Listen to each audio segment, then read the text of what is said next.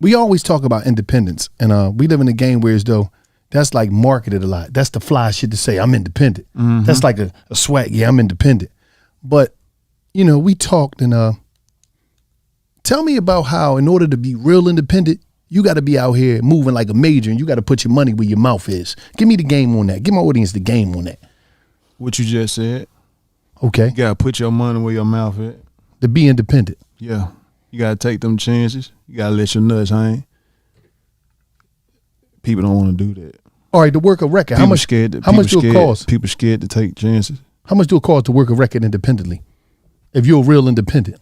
It depends. You know what I mean? Like, you probably you're gonna have to take anywhere from $250,000 budget to $1 million budget, depending on what you're doing and what you're trying to do with it. And this independent shit. Yeah. So that's a song or is that a project? No, that's a song. If you really a song and you like, I'm finna make this my single, I'm finna go up with it, I'm finna stay on it, and like we finna go up there with it. Hell yeah. You need $250,000 just to get business. $250,000 to $1 million. And where do that go to? Marketing? Everything. All the way around the board. You know what I mean? It's a machine. It's called a machine for a reason. You know what I mean? You got marketing. You got marketing on the streets. You got marketing on the air, on the radio, marketing on the internet. You got you got everything. All this shit, it's a machine. You can't just do this over here and not do this over here. So you guys heard Young Dolph just kind of break it down for you, and I want to break it down even further. But look, Young Dolph is definitely respected in terms of being an independent artist and what he's been able to do independently. Very famous for turning down a major contract. So if anybody's going to know what it really takes to make a hit song, or how much it costs to market and push a hit song independently, he's definitely one to know it. So let's break all that in detail, because look, obviously there's 101 different ways in 2021 to really blow up a song.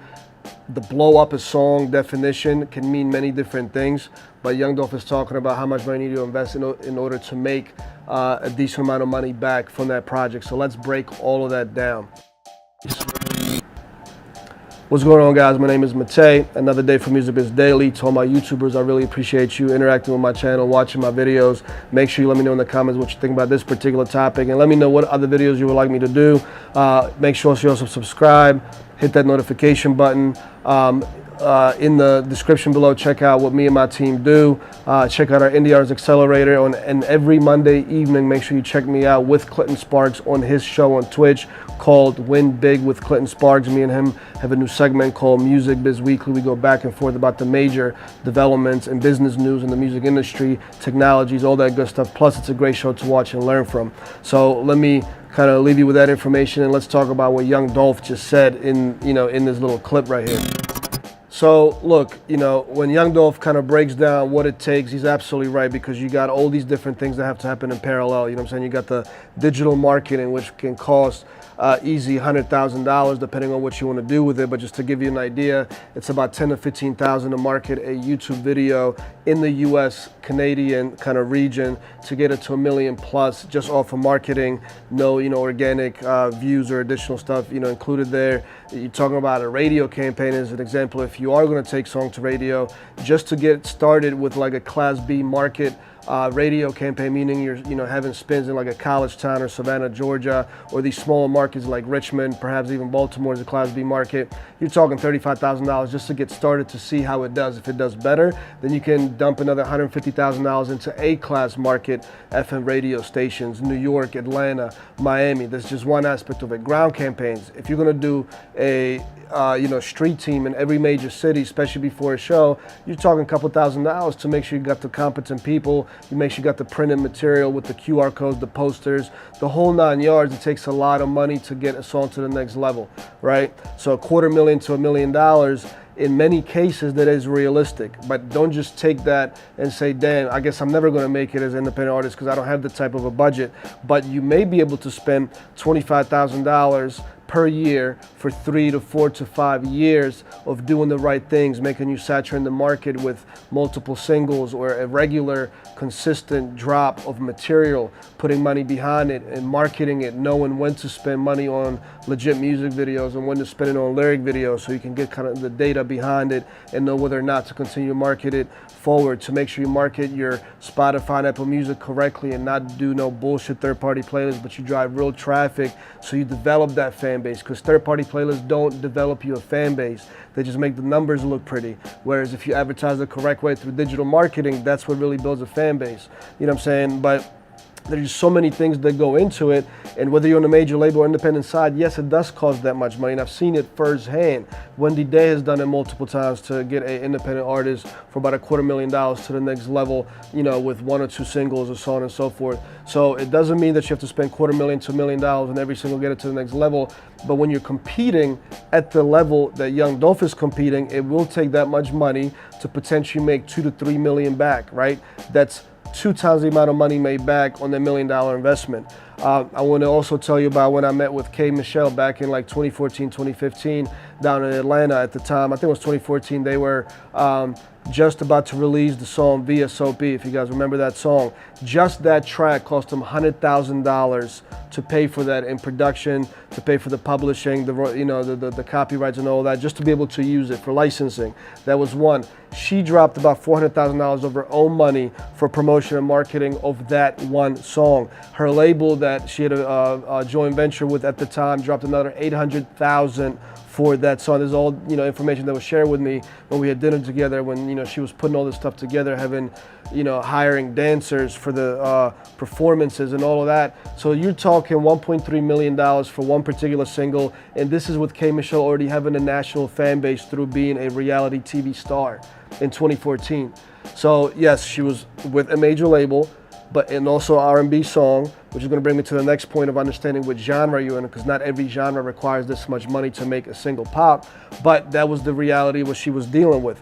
Robin Thicke, famously the song that was produced by Pharrell and T.I. was on it. They got sued for that song because of copyright infringement of whatever, you know, Pharrell, the beat or whatever melody was used. So when they went to court, when the court documents came out, they spent $5 million on that one song to get it to a, you know, worldwide level of consumption. Now, you know what I'm saying, they made $12 million back. That was all in the court. That was all in the court document. So there was $7 million profit on the $5 million spend, but there was a lot of money spent on that particular song. You know what I'm saying? And they paid for $500,000 for being at the VMAs on MTV and all of that. So it just, there's various amounts of money you're going to spend at different levels, but also consider what genre you're in, because if you're in the country music or gospel, for example, it's not going to cost that much for radio. You're not going to have to do that much campaigning online through digital, you know, advertisement and things like that, because the demand is less. The demand at the radio stations is less. It costs less money to move it. There's less of a population that listens to it. You know what I'm saying? Hip hop is the pop of today.